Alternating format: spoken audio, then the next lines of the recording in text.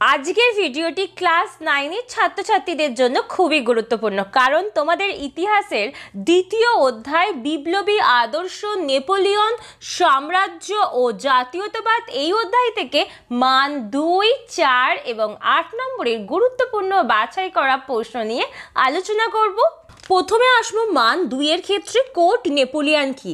আমি এটা 2 নম্বরে দিয়েছি, কিন্তু এটা 4, 2 কিংবা 8 সমান গুরুত্বপূর্ণ। তোমরা মান 8 এর ক্ষেত্রে করে রাখবে, 4-এ আসুক 2-এ আসুক তোমরা অবশ্যই লিখে দিতে পারবে। পরের প্রশ্ন, টিলসিটের সন্ধি কত খ্রিস্টাব্দে কাদের মধ্যে স্বাক্ষরিত হয়? কনসুলেট শাসন ব্যবস্থা কি? খুব গুরুত্বপূর্ণ। ট্রাফালগড়ের যুদ্ধ কি? এটা আমি 2-এ দিয়েছি, এটাও আমি বলবো। 2, 4 এবং 8 অবশ্যই করে রেখো। গান ডাচি অফ ওয়ার্স কি? গ্র্যান্ড আর্মি কি?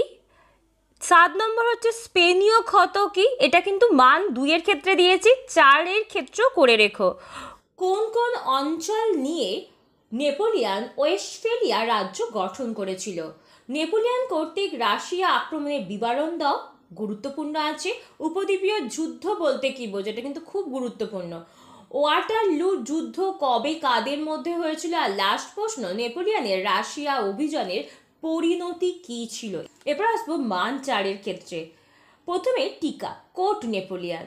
নেপোলিয়ান রাশিয়া আক্রমণ করেন কেন? এর ফলাফল কি ছিল? মানে কারণ আর ফলাফল উভয় পড়ে রেখো।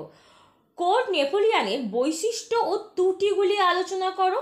মহাদেশীয় অবরোধ ব্যবস্থা সম্পর্কে যা জানো লেখো, এটা কিন্তু খুব খুব গুরুত্বপূর্ণ। নেপোলিয়ানের শিক্ষা সংস্কার আলোচনা করো। টিকা লেখো ওয়াটারলু যুদ্ধ, এটা কিন্তু খুব গুরুত্বপূর্ণ, এটা কিন্তু 2-এও দেওয়া আছে, তোমরা কিন্তু মান 4 এর ক্ষেত্রেও করে রেখো। জাতিসমূহের যুদ্ধ, টিকা, এটাও কিন্তু খুব খুব গুরুত্বপূর্ণ। বা লিপজিকের যুদ্ধ আসতে পারে, বা জাতিসমূহের যুদ্ধ। জাতিসমূহের যুদ্ধ আর লিপজিকের যুদ্ধ কিন্তু একই জিনিস। পরের প্রশ্ন, উপদ্বীপীয় যুদ্ধের কারণ ও তাৎপর্য আলোচনা করা, এটা কিন্তু খুব খুব গুরুত্বপূর্ণ। লাস্ট প্রশ্ন, টিকা লেখো 100 দিনের রাজত্ব, অথবা একটু ঘুরিয়ে দিতে পারে 100 দিবসের রাজত্ব বলতে কি বোঝো?